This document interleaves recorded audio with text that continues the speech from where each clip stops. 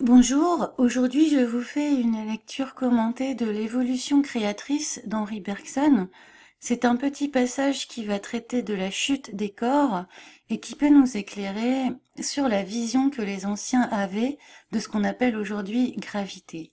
C'est-à-dire qu'avant Newton, bien sûr, les pommes tombaient déjà et on s'en était déjà rendu compte. Simplement, toute la vision de cette chute et de son origine, de sa cause, était différente, s'expliquait différemment. Aristote l'expliquait comme suit. Je me trouve à la page 248 de la 38e édition de l'Évolution créatrice. Il serait intéressant de comparer la théorie aristotélicienne de la chute des corps à l'explication fournie par Galilée. Aristote est uniquement préoccupé des concepts de haut et de bas, de lieu propre et de lieu emprunté, de mouvement naturel et de mouvement forcé.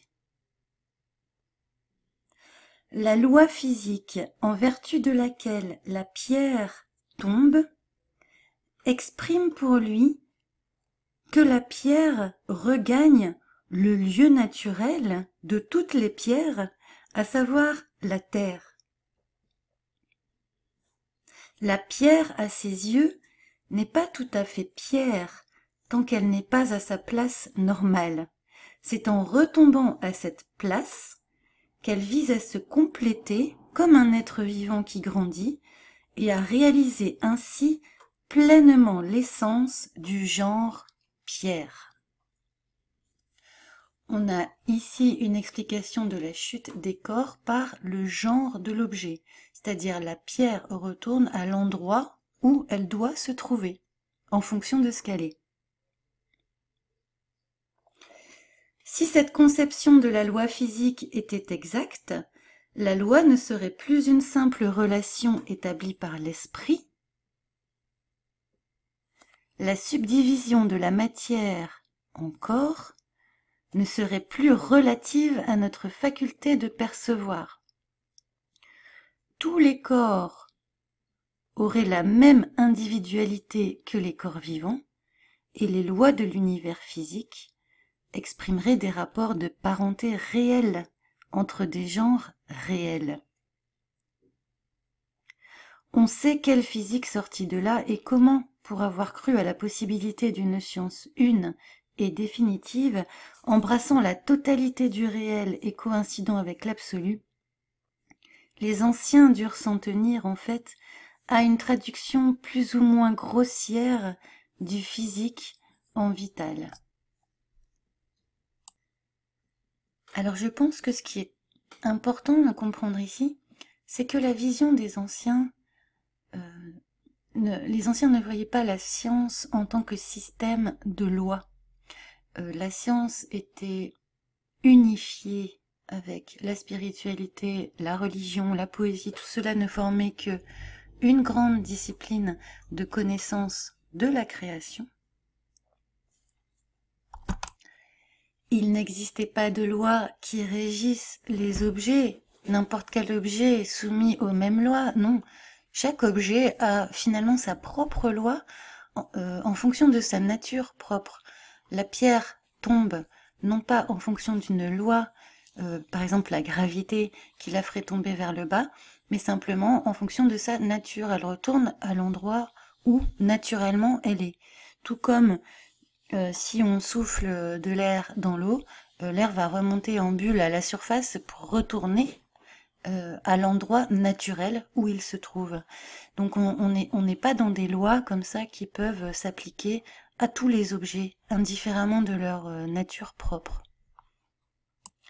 C'est ce qu'entend Bergson, je pense, par cette phrase « Les anciens durent s'en tenir à une traduction plus ou moins grossière du physique en vital ». Mais d'après Bergson, les modernes ne se plantent pas moins en fait que les anciens, puisque eux ils vont convertir, ils vont éradiquer l'histoire du genre et tout convertir en loi. Et c'est pas une erreur moins importante aux yeux de Bergson. Je continue la lecture.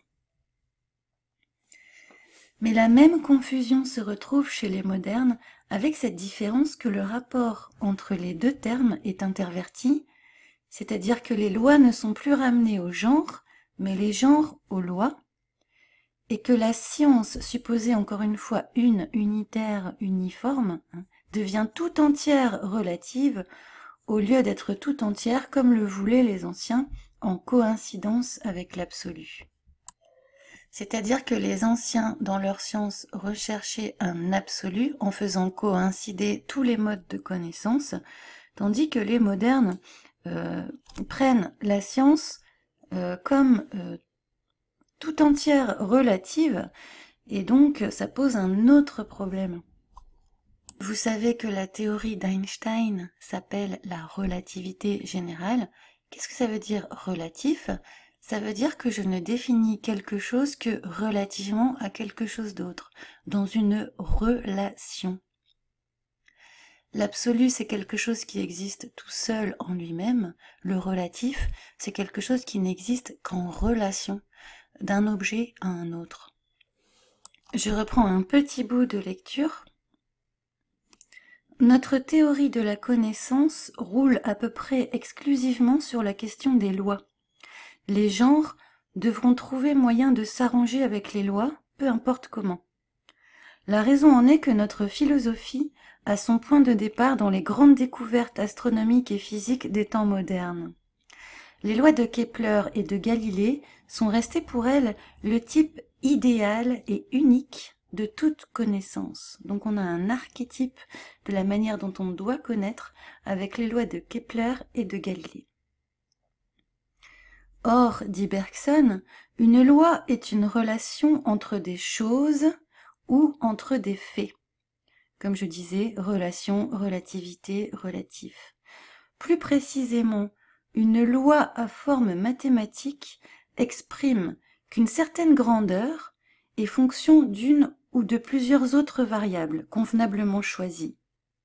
C'est-à-dire, ça fait tout le problème de savoir qu'est-ce qui bouge par rapport à quoi, qu'est-ce qui tourne par rapport à quoi, dans un univers, dans un modèle standard actuel, par exemple, qui découle complètement de Galilée, de Kepler et de la science moderne. On n'a plus, si vous voulez, on n'a plus de référentiel fixe ou de référentiel absolu pour définir un mouvement. J'ai déjà eu l'occasion d'en parler. Et donc on est dans cette relation, dans cette relativité, où les objets ne vont bouger que les uns par rapport aux autres, mais ne sont pas dans des mouvements dans l'absolu, en fait. Il dit plus loin, la loi n'en restera pas moins une relation, et une relation consiste essentiellement en une comparaison. Elle n'a de réalité objective, ou absolue, que pour une intelligence qui se représente en même temps plusieurs termes. On ne peut pas examiner l'objet isolé. Je vais m'en tenir là pour aujourd'hui parce que c'est déjà assez puissant comme chose à assimiler.